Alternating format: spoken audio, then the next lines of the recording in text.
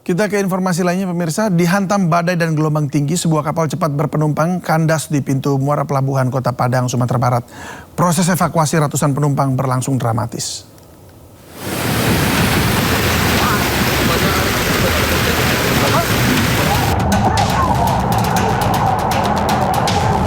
Dihantam badai dan gelombang tinggi, kapal Mentawai Fest yang membawa 250 penumpang dari Kepulauan Mentawai menuju Kota Padang kandas di pintu muara pelabuhan Muara Padang, Sumatera Barat.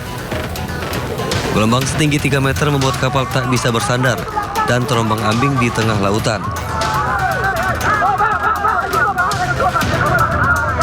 Evakuasi berlangsung dramatis. Tugas gabungan dibantu nelayan dan warga mengevakuasi kapal dengan cara menariknya menggunakan tali dari dok dermaga. Penarikan dilakukan dengan bantuan kapal motor lain dan tenaga manusia. Setelah 6 jam, akhirnya seluruh penumpang berhasil dievakuasi dengan selamat.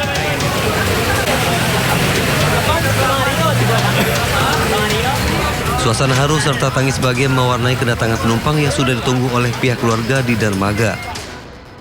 Lumayan takut lah ya Bang ya, karena kan ombak lumayan besar juga tadi itu. Nah, jadi untuk dan suasana di dalam juga mulai agak-agak ricuh gitu Bang. Mulai panik ya? Panik kan, panas juga gitu. Cuman ya alhamdulillah makin bisa diredain gitu. Pihak Basarnas dengan imperatif menghimbau seluruh operator kapal untuk waspada terhadap potensi cuaca buruk di perairan Sumatera Barat. Dari Padang, Sumatera Barat, Budi Sunandar, iNews melaporkan. Pemirsa, pencarian 5 korban kapal terbakar yang diduga hilang di Selat Lombok masih terus berlanjut. Sementara puluhan korban selamat masih dirawat di rumah sakit Patut Pacu, Lombok Barat.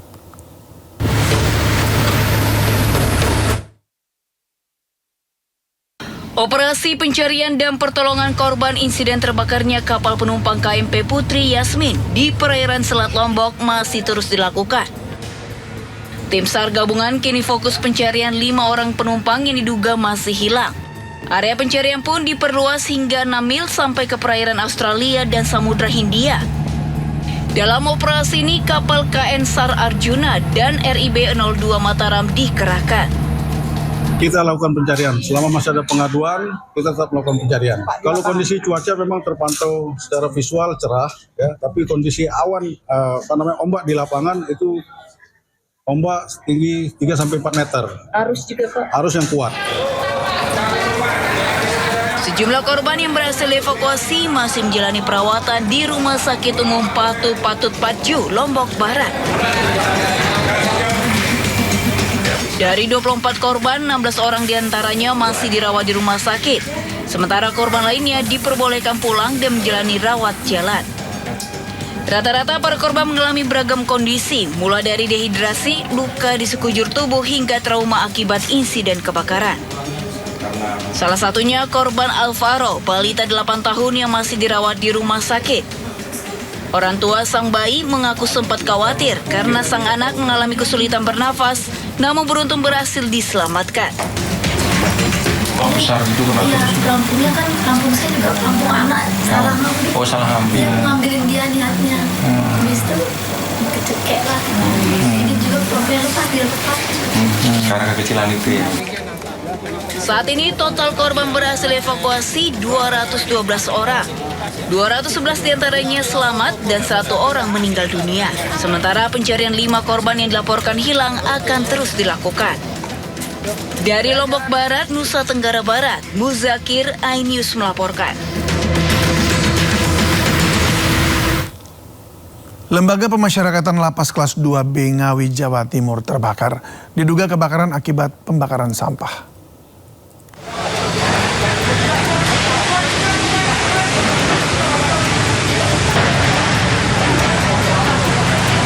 Petugas pemadam kebakaran dan TNI Polri dibantu warga berjibaku memadamkan api yang membakar lapas kelas 2B Ngawi di Jalan Yosudarso, Kota Ngawi, Jawa Timur.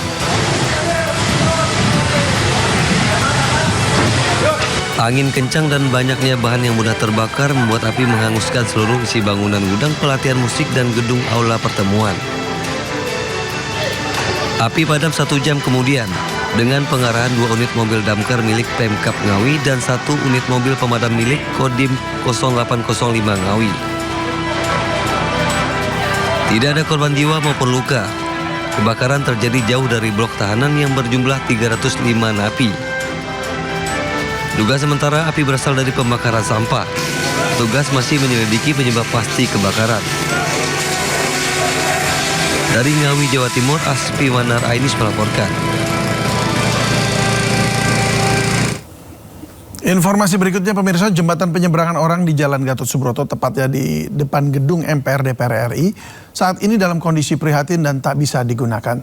Tangga penghubung JPO tersebut lenyap dan hanya menyisakan rangka besi utama. Ya, fasilitas umum jembatan penyeberangan orang tepatnya di depan kompleks parlemen MPR DPR ini kini tidak lagi dapat difungsikan sebagaimana mestinya. Kondisi JPO sangat memprihatinkan karena seluruh anak tangga penghubung jembatan hilang dari tempatnya. Hanya terlihat rangka besi tulang utama yang tersisa sehingga membuat warga tidak bisa menaiki jembatan tersebut. Sementara itu muncul dugaan bahwa pembongkaran anak tangga JPO berkaitan faktor keamanan serta pencegahan akses massa saat tekad unjuk rasa berlangsung.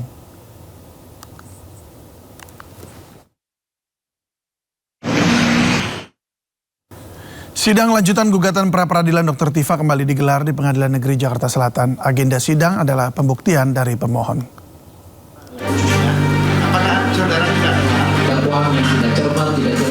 Pengadilan Negeri Jakarta Selatan kembali menggelar sidang lanjutan gugatan pra-peradilan yang diajukan oleh Tifa Fauzia Tiasoma atau Dr. Tifa Jumat siang. Agenda sidang merupakan pembuktian dari pemohon. Dalam sidang kali ini, tim Dr. Tifa menghadirkan sejumlah bukti.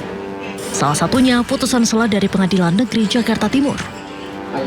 Dr. Tifa juga membantah mangkir dari persidangan sebelumnya. Ia pun menyatakan pihaknya menunggu banding dari JPU. Ya, tidak benar bahwa saya tidak hadir. Saya ada di pada tempat tersebut. Tetapi Anda semua juga bisa melihat melalui live streaming yang dilakukan oleh Pengadilan Negeri Jakarta Timur bahwa persidangan boleh dikata tidak jadi dilakukan.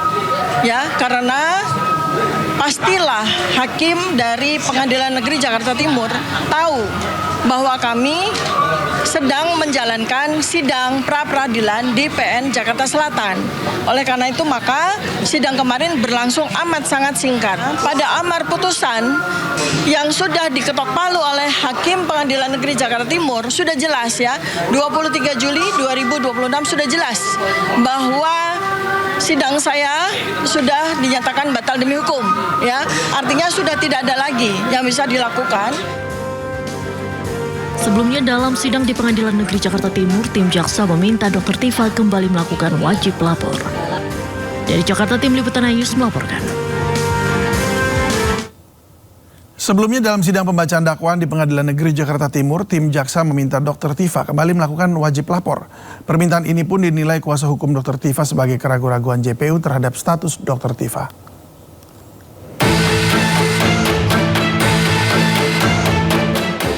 Sidang pembacaan dakwaan Dr. Tifa yang digelar di Pengadilan Negeri Jakarta Timur ditunda hingga 27 Agustus 2026. Penundaan dilakukan karena Dr. Tifa tidak hadir di persidangan. Sebelum sidang ditutup, jaksa penuntut umum meminta majelis hakim mewajibkan Dr. Tifa melakukan wajib lapor. Namun hal itu dinilai kuasa hukum Dr. Tifa mencerminkan keraguan-raguan tim jaksa atas status Dr. Tifa.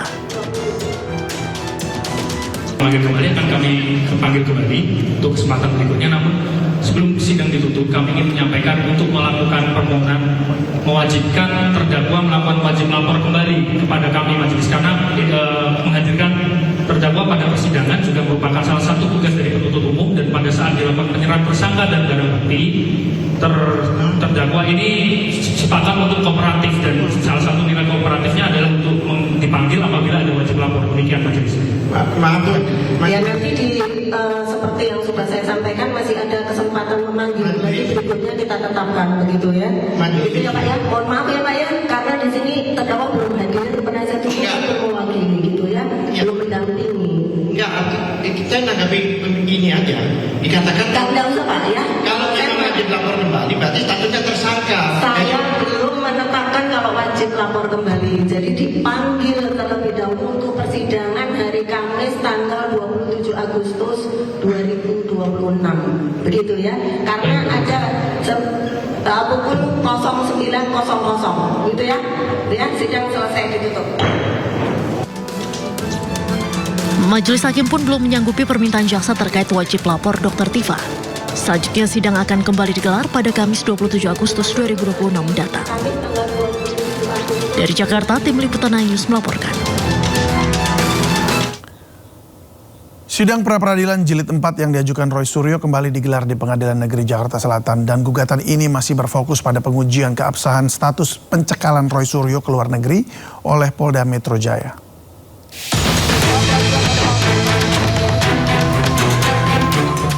Setelah sempat ditunda pada 7 Agustus lalu, sidang pra-peradilan jilid 4 Roy Suryo kembali digelar di Pengadilan Negeri Jakarta Selatan. Kali ini Roy Suryo menggugat terkait status pencekalan ke luar negeri dirinya oleh Polda Metro Jaya. Agenda sidang adalah pembacaan permohonan pra-peradilan yang disampaikan tim kuasa hukum Roy Suryo. Dalam permohonannya, tim kuasa hukum Roy menyatakan pencekalan atas diri pemohon telah kadaluarsa dan tidak berlaku lagi. Sidang yang juga dihadiri oleh tim Bitkum Polda Metro Jaya selaku termohon berlangsung kurang lebih selama 1 jam. 2 atau 3 hal. Pertama soal pencekalan. Jadi pencekalan itu pertama harusnya memang sudah berakhir. Dan yang kedua harusnya Mas Roy dalam kondisi yang tidak lagi dicekal. Tetapi pencekalan awalnya itu sendiri sudah cacat hukum karena tidak disampaikan kepada tersangka, dalam hal ini Mas Roy. Jadi kita mengatakan tidak hanya sudah berakhir tapi juga cacat hukum. Ada bukti nggak bahwa saya tidak menerima pemberitahuan SPDP dan lain sebagainya? Jelas. Padahal dengan mudahnya harusnya termohon itu bisa menyampaikan kepada saya karena saya itu selalu tertib. Mulai dari awal November sampai dengan terakhir wajib lapor, dan itu sejumlah 30 kali saya sudah wajib lapor. 2 atau 3 minggu pertama itu seminggu 2 kali, Senin Kamis, berikutnya setiap minggu. Itu kan ada kesempatan. Kalau memang penyidik mau melakukan pada saat itu, pada saat wajib lapor, surat itu disampaikan. Ini loh ada perkembangan SPDP. Ini loh ada surat pencekalan. Saya pastikan saya tidak menerima sama sekali. Jadi itulah makanya kami ajukan pra-peradilan yang keempat ini. Terkait agenda lanjutan persidangan, saat ini belum dapat dipastikan dan masih menunggu jadwal resmi yang akan ditentukan oleh Majelis Hakim dalam beberapa pekan ke depan lantaran ada beberapa hari libur nasional. Dari Jakarta, Selena Yahya, Ade Supriyatna, iNews melaporkan.